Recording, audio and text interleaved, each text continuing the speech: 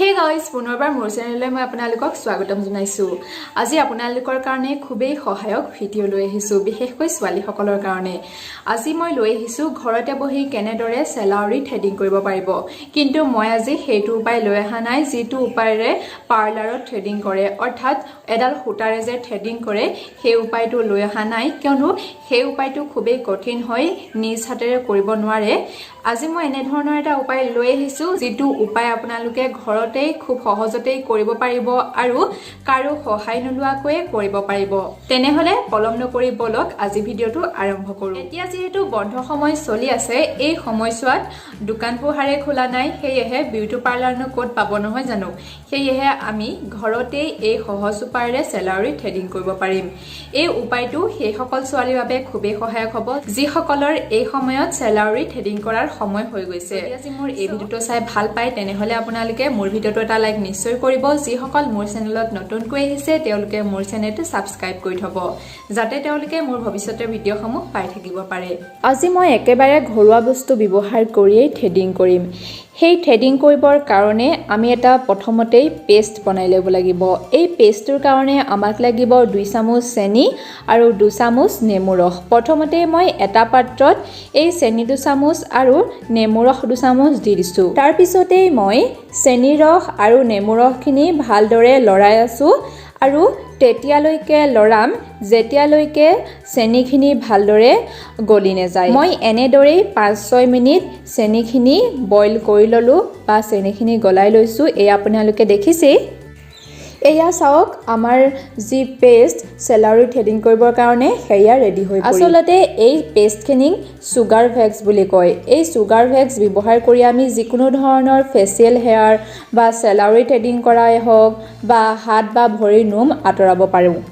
এই চুগাৰ ভেক্সখিনিৰ বাহিৰেও আমাক লাগিব কেইখনমান কাপোৰ আৰু এডাল আইব্ৰ' পেঞ্চিল, অকণমান পাউডাৰ আৰু একেবাৰে শেষত লাগিব এল'ভেৰা জেল আৰু লাগিব আমাক এডাল এনেধৰণৰ মাৰি। এই মাৰিডাল হৈছে আইচক্ৰীম খাওঁতে ৰৈ যোৱা যিডাল মাৰি, সেইডাল মাৰি মই এই চেলাউৰি থ্ৰেডিং কৰিবৰ কাৰণে ব্যৱহাৰ কৰিছোঁ। চেলাউৰিখিনি থ্ৰেডিং কৰাৰ আগতেই মই এডাল আইব্ৰ' পেঞ্চিলৰ সহায়ত চেলাউৰিখিনি এনেদৰে আঁকি লৈছোঁ। মোক দেখাত অকণমান বেয়া লাগিছে, তথাপিতো এইটো কাম কৰিবই লাগিব, কিয়নো আমাৰ যিটো শ্বেপ সেই শ্বেপটো আমি প্ৰথমতে বনাই ল'ব লাগিব। আইব্ৰ'খিনি আঁকি লোৱাৰ পিছতেই মই ইয়াত অকণমান পাউডাৰ লগাই লৈছোঁ যাতে চেলাউৰিৰ ওচৰত থকা যিখিনি ঘাম সেই ঘামখিনি শুকাই যায়। এতিয়া মই আইচক্ৰীমৰ যিডাল মাৰি সেই মাৰিডালৰ সহায়ত এই মিশ্ৰণখিনি এনেদৰে লৈ চেলাউৰিৰ এই মাজ অংশত লগাইছোঁ আৰু এখন কাপোৰ সেই মিশ্ৰণটোৰ ওপৰত লগাই দিছোঁ আৰু অকণমান দেৰি ৰাখিয়েই মই অপজিট ডাইৰেকশ্যনত আঁতৰাই দিছোঁ। চাওক এনেদৰে আপোনালোকে চাওক, এনেদৰে কৰিলেই আমাৰ চেলাউৰি থ্ৰেডিং কৰা হৈ যাব। আপোনালোকে দেখিছেনে, এই মিশ্ৰণটো লগাই দিয়াৰ পাছত পুনৰ যেতিয়া এৰুৱাই দিছোঁ তেতিয়া দেখিছে আপোনালোকে মোৰ চেলাউৰিৰ মাজ অংশ কিমান ধুনীয়াকৈ চাফা হৈ পৰিছে, অৰ্থাৎ চেলাউৰিৰ মাজত থকা যিখিনি আইব্ৰ' আছিল বা যিখিনি নোম আছিল সেইখিনি খুব ধুনীয়াকৈ এৰাই আহিছে। মই একেই প্ৰচেছতে আইব্ৰ'জো থ্ৰেডিং কৰি লৈছোঁ, অৰ্থাৎ আমাৰ চেলাউৰিৰ কাষে কাষে যিখিনি অদৰকাৰী নোম আছে সেইখিনিও মই আঁতৰাই লৈছোঁ। চাওক, মই এনেদৰে পেষ্টটো লগাই কাপোৰখনৰ সহায়ত যেতিয়া মই এৰাই দিছোঁ খুব ধুনীয়াকৈ চেলাউৰিৰ যিখিনি অদৰকাৰী নোম সেইখিনি আঁতৰি আহিছে আৰু মোৰ চেলাউৰিযোৰ খুব ধুনীয়াকৈ এটা শ্বেপো হৈ গৈছে।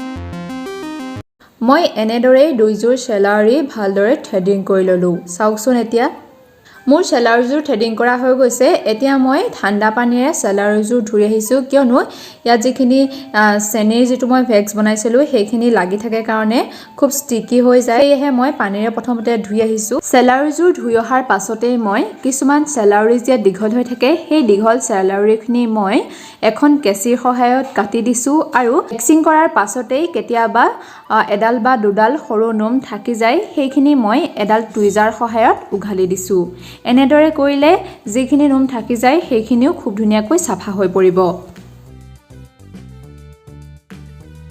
চেলাউৰিখিনি চাফা কৰাৰ পিছতেই মই অকণমান এল'ভেৰা জেল লৈ চেলাউৰিৰ যিখিনি অংশ আছে সেইখিনি মই অকণমান মালিচ কৰি দিছোঁ এনেদৰে এল'ভেৰা জেলে মালিচ কৰিলে কেতিয়াবা যদি ভেক্সিং কৰাৰ পিছত বা চেলাউৰি থ্ৰেডিং কৰাৰ পিছত জ্বলন হয় ঠাইডোখৰ তেতিয়া এল'ভেৰা জেল লগালে ঠাইডোখৰ খুব ধুনীয়াকৈ ঠাণ্ডা কৰি ৰাখে এল'ভেৰা জেল লগোৱাৰ পাছতো যদি আপোনালোকৰ স্কিনখন জ্বলন হয় তেতিয়া আপোনালোকে এটুকুৰা বৰফ লৈ চেলাউৰিৰ আশে-পাশে বা যোনডোখৰ ঠাইত আপোনালোকে চেলাউৰি উঘালিছিলে সেই ঠাইত বৰফ টুকুৰা লগাব তেতিয়া দেখিব 1 মিনিটতে আপোনালোকৰ জ্বলন দূৰ হৈ পৰিব কিন্তু আপোনালোকে এই সুগাৰ ভেক্সিংটো কৰোঁতে অকণমান সাৱধান হ'ব এনেদৰে যদি আপোনালোকে থ্ৰেডিং কৰে তেতিয়া থ্ৰেড বা সূতাডালেৰে যে থ্ৰেডিং কৰে সেই থ্ৰেডিং কৰাত যি দুখ পায় তাৰ তুলনাত আপোনালোকে তেনেই নগণ্যহে আপোনালোকৰ বিষ হ'ব পদ্ধতিৰে থ্ৰেডিং কৰিলে বন্ধু বান্ধৱীসকল আজিৰ উপায়টো আপোনালোকৰ বাৰু কেনেকুৱা লাগিল আশা কৰোঁ আপোনালোকৰ কাৰণে এই উপায়টো খুবেই সহায়ক হ'ব যদি সহায়ক হয় তেনেহলে মোৰ ভিডিঅ'টোত এটা কমেন্ট নিশ্চয় কৰিব আৰু মোৰ ভিডিঅ'টো এটা লাইকো নিশ্চয় কৰিব সহজ উপায়টোৰে আপোনালোকে আগলৈও এনেদৰে চেলাউৰি থ্ৰেডিং কৰিব পাৰিব যেতিয়া আপোনালোকৰ ইমাৰ্জেন্সি হয় বন্ধু বান্ধৱীসকল আজি ভিডিঅ'টো ইমানতে সামৰিছোঁ মই পুনৰ আপোনালোকৰ কাৰণে এনেকুৱা নতুন নতুন ভিডিঅ' লৈ আহিম তেতিয়ালৈ ধন্যবাদ